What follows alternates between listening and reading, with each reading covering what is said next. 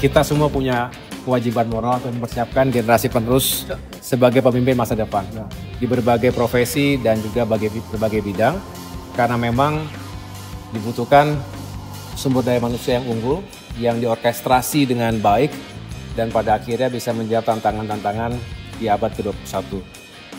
Saya menaruh harapan besar tentunya kepada UI, khususnya FEB, karena bicara dunia hari ini tidak terlepas dari situasi ekonomi yang volatile, uncertain, penuh dengan ketidakpastian, dan banyak teori yang juga harus dilekatkan dengan realitas di lapangan.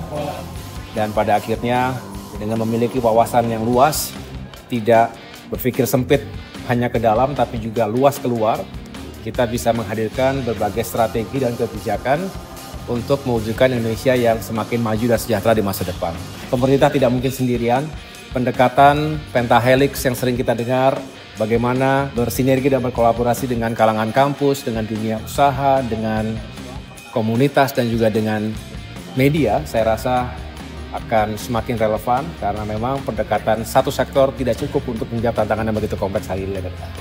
Ini adalah sebuah proyek yang sangat strategis, bisa dikatakan urgensinya benar-benar nyata ketika masyarakat kita, saudara-saudara kita, ada puluhan juta yang berada di pesisir utara atau Pantura Jawa yang setiap saat mengalami ancaman terhadap bencana. Apakah akibat permukaan tanah yang terus menurun, land subsidence, maupun banjir rob akibat permukaan air laut yang bertambah tinggi. Ya, ini juga semua dampak dari global warming dan climate crisis, climate change.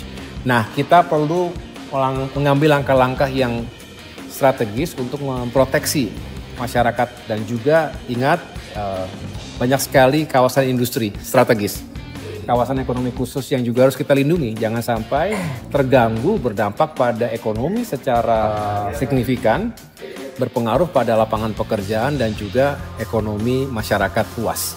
Disinilah urgensi hadirnya semacam proteksi terhadap Pantura, sering disebut sebagai giant sea wall, mengedepankan pendekatan yang integratif.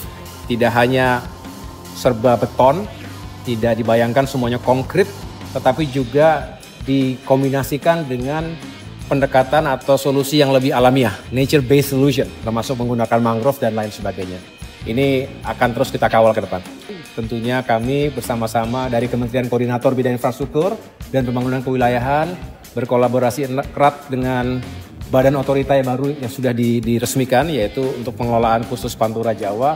Kami sedang merumuskan dan juga membidik sejumlah negara dan sejumlah partners yang bisa bekerja sama menghadirkan investasi yang juga diharapkan kredibel dan berkelanjutan. Yang jelas hari ini kami terus mendukung berbagai agenda prioritas Bapak Presiden, yaitu mencapai ketahanan pangan, bahkan swasembada pangan, termasuk juga energi.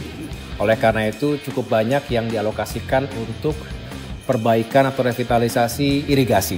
Karena kalau saluran irigasi semakin baik, itu bisa mengairi sawah-sawah sawah-sawah petani kita dimanapun berada, maka mereka bisa meningkatkan indeks pertanaman.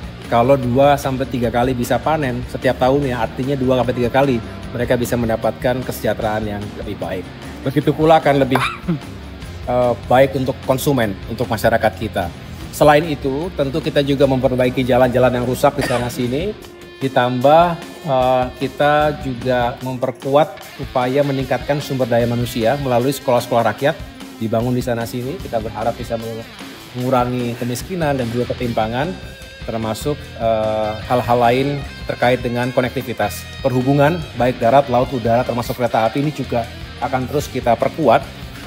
Bandara, terminal, termasuk juga dermaga, dan kapal-kapal yang juga mengangkut logistik, sehingga biaya perjalanan mobilitas manusia, barang, dan jasa, termasuk khususnya ke Indonesia Timur lebih murah dan terjangkau.